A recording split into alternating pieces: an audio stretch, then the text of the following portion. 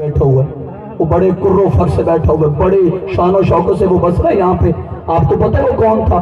سکھ تھا, کلمہ نہیں پڑھتا تھا, لیکن اس کے مریدین روایت کرتے ہیں کہ ہم نے جب بھی گرو نانک کی بارگاہ میں گئے تو وہ حسین پڑھ رہا ہوتا تھا. بھئی جب بھی جاتے تو وہ حسین کا ذکر, حسین مولا کا ذکر کرتا تھا. تو ایک دن ایک مرید تنگ آ کے کھڑا ہوا, اس نے کہا سرکار آپ کی بھی سمجھ نہیں آتی, بزرگوں کے اللہ جانے آپ کا دماغ خراب ہو گیا, بھئی آپ کلمہ پڑھتے نہیں اور حسین حسین کرتے رہتے ہیں, جب دیکھو آپ حسین پڑھتے ہیں, جب دیکھو آپ حسین پڑھتے ہیں. تو وہ گرو نانک کہتے ہیں تو مجھے کیا مانتا ہے؟ انہوں نے کہا سرکار آپ کو بزرگ مانتا ہوں, اپنا لیڈر مانتا ہوں, پیشوا مانتا ہوں, بزرگ مانتا ہوں, مرشد مانتا ہوں, پیر مانتا ہوں. اس نے کہا اچھا مجھے مانتا ہے, اگر کوئی حکم دوں تو پورا کرے گا؟ اس نے کہا سرکار حکم دے کے دیکھیں, جان چاہیے جان دے دوں, آپ کے قدموں پہ جان. فرمایا جان نہیں چاہیے, جا اپنی بہن سے نکاح کر لے. جاگیے گا, جا اپنی بہن سے نکاح کر لے. وہ دو دن پیچھے ہو کے کہتا گرو نانک صاحب آپ ہمارے مرشد ہیں, پیر ہیں, بڑے ہیں, لیکن اس کا مطلب یہ نہیں کہ جو کچھ بھی آپ کی زبان پہ آ جائے گا آپ بول دیں گے اور ہم پورا کر دیں گے. بھائی میرا ضمیر ہی مجھے اجازت نہیں دیتا کہ میں اپنی بہن سے شادی کروں, میرا ضمیر ہی مجھے اجازت نہیں دیتا کہ میں اپنی بہن سے نکاح کروں. فرمایا جاہل, اسی ضمیر کو حسین کہتے ہیں, اسی ضمیر کا نام تو حسین, اسی ضمیر کو تو حسین ابن علی کہتے ہیں. اور یہ لمبا چوڑا واقعہ نہیں, یہ پچھلے دنوں کا ایک سندھ کا ایک سکھ, اس نے نا قصیدہ لکھا مولا علی پہ, بڑا قصیدہ خوبصورت لکھا. تو اس نے نا سرکار وہ مجالس میں وہ آیا, اس نے قصیدہ پڑھا, بڑی پذیرائی ملی, بڑی اسے وہ انعامات ملے, تحفے تحائف مسلمانوں نے شیعوں نے دیے. اس نے بڑا خوبصورت مولا حسین کا قصیدہ پڑھا کہ بھائی دیکھو کلمہ بھی نہیں پڑھتا, ہے بھی سکھ, ہے بھی کافر, لیکن مولا حسین کا اتنا خوبصورت قصیدہ پڑھا. تو نا وہ قصیدہ پڑھتا پڑھتا وہ ایک جگہ اس نے وہ محفل ہو رہی تھی, مجلس ہو رہی تھی, تو وہاں پہ اس نے کھڑا ہو کے نا وہ قصیدہ پڑھا. تو پیچھے سے ایک مولوی صاحب اٹھے, انہوں نے کہا اتنا جو تجھے شوق ہے مولا حسین کے قصیدے پڑھنے کا تو مسلمان کیوں نہیں ہو جاتا؟ اتنا جو تجھے شوق ہے حسین پہ قصیدے لکھنے کا تو مسلمان کیوں نہیں ہو جاتا؟ اس کی حالت پتہ کیا تھی, اس نے یوں ایک ورقہ لیا ہوا تھا, ایک پیج لیا ہوا تھا, اس پہ قصیدہ لکھا ہوا تھا. جب مولوی نے کہا نا کہ اتنا جو تجھے شوق ہے مولا حسین کی قصیدے پڑھنے کا تو مسلمان کیوں نہیں ہوتا, اس نے یوں لپیٹ کے نا اس نے ایک قصیدہ لکھا ہوا تھا, بہت سا لے کے جیب میں رکھا. اس نے کہا مولوی صاحب میں کب کا مسلمان ہو جاتا اگر یزید مسلمان نہ ہوتا. سلامت رہے بھائی, کیا کہنے آپ, میں کب کا ہو جاتا اگر یزید مسلمان نہ ہوتا. تو یہاں آپ آئیں, آپ شیعہ نہیں ہوں گے, کیونکہ حسین وہ ہے اسے ماننے کے لیے شیعہ ہونا ضروری نہیں. ہاں حسین قید والے بندے کو لیتا ہی نہیں, آزاد بندے کو لیتا ہے, آزاد دماغ والا بندہ ہو.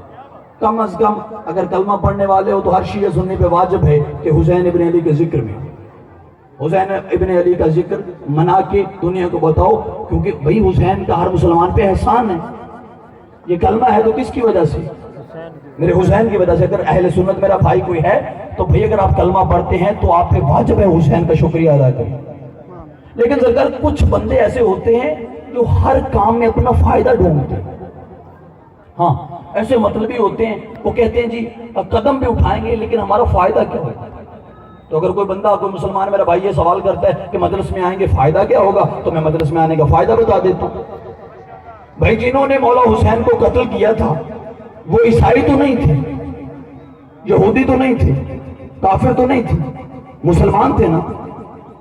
بھائی ادھر 9 لاکھ بھی مسلمان, ادھر 72 بھی مسلمان, وہ بھی کلمہ پڑھنے والے, یہ بھی کلمہ پڑھنے والے. تو 1400 سال کے بعد آج کیسے پتہ چلے گا کہ حسین والے مسلمان کون ہیں؟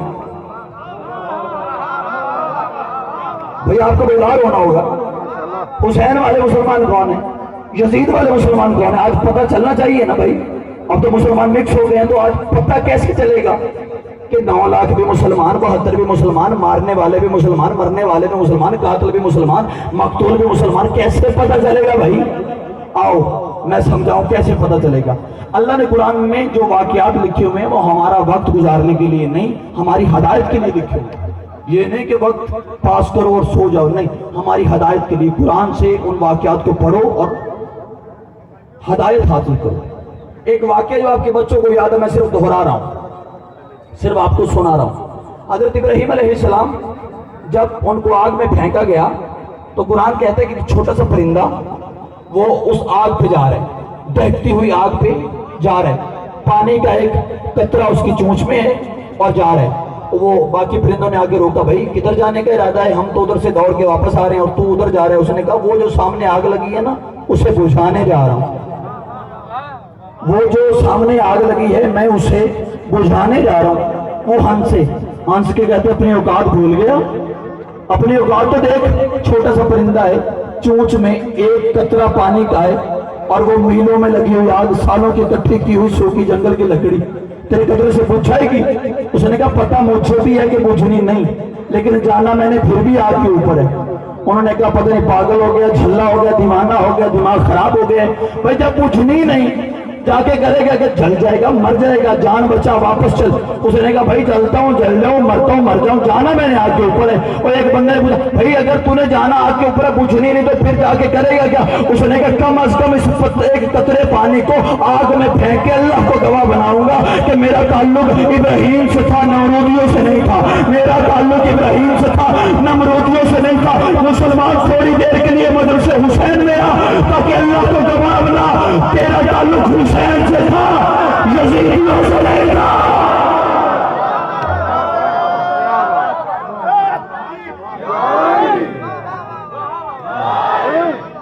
زندگی ہو گئی سلامت.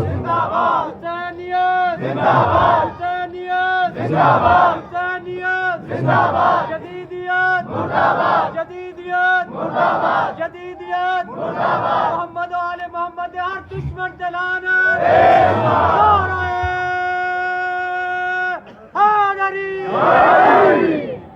چلو میں ابھی علمدار بھائی نے ایک لفظ کہا ہے کہ اہل بیت کے دشمنوں پہ لعنت بے شمار. ہم پہ اعتراض ہے بھائی ذکر کر لیں ٹھیک ہے، حسین کا ذکر منایا کریں، یہ لعنت نہیں کرنی چاہیے. یہ لعنت جو ہے نا یہ ٹھیک بات نہیں ہے.